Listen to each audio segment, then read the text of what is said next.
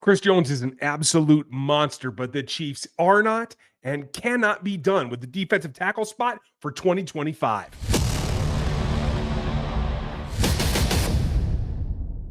Welcome back, everybody. I'm Ryan. This is me going rogue here on the RGR Football channel. And yes, they cannot be done with defensive tackle.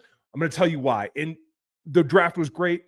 They've done a lot of good, and there is some light at the end of the tunnel at the defensive tackle spot, but they cannot be done right now with the way that it is going into 2025. And I'm going to lay it out for you. Make sure you like, sub, and hit that bell. If you don't know me, been doing this going on 20 years, covering, working in this league, consulting the whole 9 yards. If there's an aspect of it that doesn't involve being a player or being a scout, I've done it. So a lot of insight here, and I'm going to give you the plain truth like I do on these breakdowns. Chris Jones is an absolute monster. There is no denying that. And honestly, he's an emotional leader. He's a guy that keeps the locker room light, a guy that Andy Reid relies on the defensive side to keep everything running. That is certainly a staple that they have to have. But he may be in for the best year of his life because he has a lot to prove and a lot that he's holding on to from that last Super Bowl that didn't quite go their way. I think that he could have his best season of his career right now coming in 2025, but he can't do it all, and he can't do it if he doesn't have that kind of support. The support that we get from our friends over at Underdog Fantasy also goes a long way. Make sure that you go check out Underdog Fantasy, get signed up, and use our code RGR. You can get in any game that you want right now, as a lot of playoffs are going on in other leagues, and we are getting ready for football.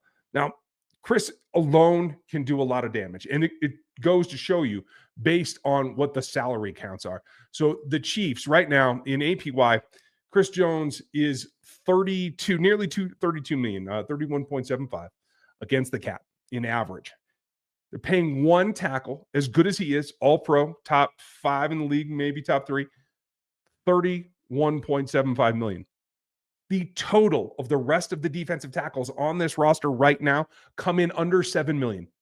That tells the tale right there. Obviously, one is Norman-lott. Omar is going to be a guy that's going to contribute. I think it will be earlier than most are kind of making waves about. I think they have to have what he brings, and what he brings is very specific. He is a pass rush specialist. Can he give you 75 snaps a game? No, he is not ready for that. He will not be ready for that. But he can give you 15 to 20 pass rush snaps a game, and that's what's going to matter. And he's right up there at the top of the list. Despite being the rookie in this room, he's going to make the second most salary this season behind Chris Jones at 1.8. Just below him is Jerry Tillery, the veteran that has come in. He is going to be, I think, very pivotal. If he can return to what he's capable of, can he be a 2-down player or a 1.5 down player where he plays first downs, he and Norman-lott rotate, mix in situationally, matchup-wise on second down. Norman-lott does the pass rushing on third down. That's a possibility, but that takes two things. A, growth and return to function for Jerry Tillery, and growth and ability to be adaptable and into the profession right now from Omar Norman-lott. Those are two things. Those are a couple of caveats. Could they happen? Yes, they definitely could. Will they? That's a harder story to tell. Now, beyond that, you have Mike Pennel, and Mike Pennell's been great. He will play the run for you. He is the guy, probably the best run defender in this group, including Chris Jones, but he can't be an every down, every drive player. They will burn him out. Now, he also, like Chris Jones, brings attitude, brings emotion, brings levity to keep this group light, keep them moving, and that cannot be undersold. They need Mike Pennel. They need him to be a bit player. If they have to rely on him to play first down every drive of every ball game, they're in trouble. That is not going to hold up. Mike's had some injuries along the way. He's the oldest guy in this room, and that goes a long way too. We have to be careful of that, and I know the Chiefs are cognizant of that. Beyond that is a lot of question marks. And Marlon Tuipulotu, a guy that I really want to see on the field, not only in OTAs, but specifically in camp, because he's got talent. Same with Siaki Ika. Both of these guys that are the big and explosive, Polynesian descent, guys that maybe are twitchier than most people give them credit for because of their size. But they're all potential. They're no track record. There's nothing there to tell you that they're going to be able to stand up and jump into this rotation and play quality snaps for you enough that you can rely on them and not go looking outside the organization. The last one was Fabian Lovett, who I really, really like his size, his length, his abilities, but he's raw. And we knew that. Now, he needed an off season. He needed a season. He might need two to get up to speed. The question is, what has he done since he was relegated and he's been training with Joe Cullen and the defensive line group? What can he come back as a year two guy? He has in this group, in my opinion, the most ability to make a leap and give more to this team than he did last year. Whereas Tuipulotu, a little bit older, Siaki Ika, a little bit older, maybe doesn't have that ability to jump as much in terms of production and talent. The harder, the older you get, the longer you're in the league to make those leaps. Year one to year two is usually very, very significant, and you got to take the most of it. So that leaves you with Chris Jones and a bunch of question marks. I do think Norman-lott will grow into it. That's fine. You can rotate guys in. Yes, we know that Felix Andico played inside sometimes last year. Mike Dana certainly is capable of playing in there, but neither of them are first down, every down, stop the run, especially what the AFC West has done this offseason has been to concentrate on stopping the Chiefs holding the ball. They want to hold the ball themselves. They're going to run the ball. Everybody added some way to control the clock against the Chiefs in this division.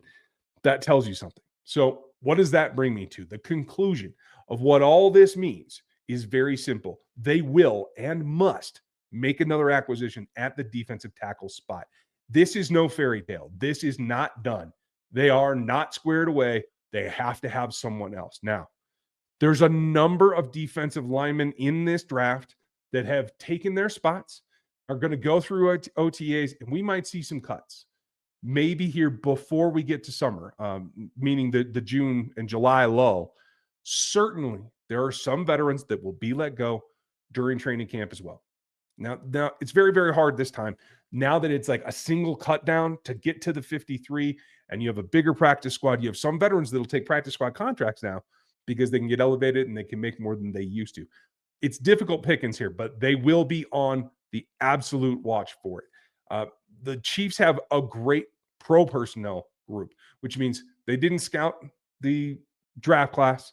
They might have cross-checked them, but they weren't the primary scouts. They scout the rest of the league, guys that are potential free agents, guys that are on the last years of their contracts, guys that are overpaid at this point for what their production was this year.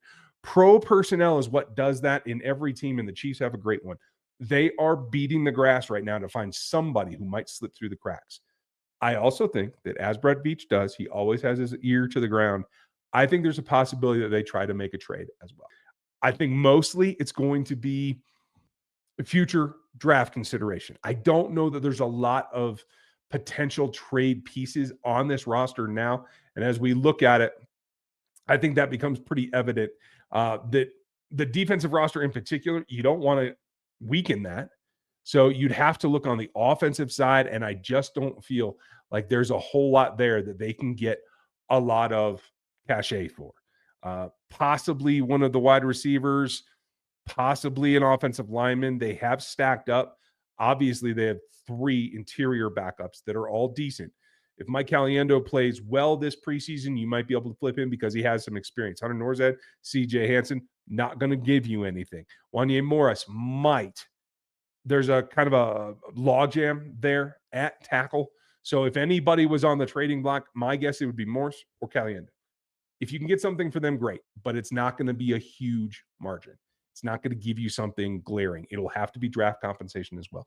But I do believe that the Chiefs have to be exploring trades for a more robust, at least 2-down defensive tackle to pair with Chris Jones to play. Unless Jerry Tillery is just in the best shape of his career and is past some of the inconsistencies, the irregularities, they have to go do this. And they have to find another player to put on this roster. We said that all last year at the offensive tackle spot. We were right all along, and they never were able to solve the problem. Let's hope that defensive tackle doesn't turn into that position this year. I want to see what they do. I think there's a lot of options. Do you think they get something done? Leave your thoughts down below in the comments, and I appreciate you checking this out. If you don't know me, make sure you like and sub and hit the bell. We are going to have more Dan with the film, Gary with the stats, the whole 9 yards all summer long. We're not going anywhere. We also have some other creative things cooking. Literally, the other channel is turning into more of a food and libations type channel. And I have something new coming that's going to cover a lot of the travel and some other interests. If you are a fan of us and what we do, make sure you subscribe to those as well. I'll put links down below as soon as they're available. But bottom line is, this is not done. Nothing is cooked yet. All the ingredients are on the table.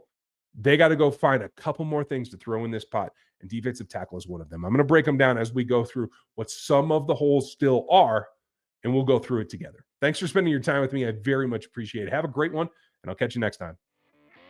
Thanks for watching this video from the team at RGR Football. Click these videos to see more, and subscribe to RGR Football.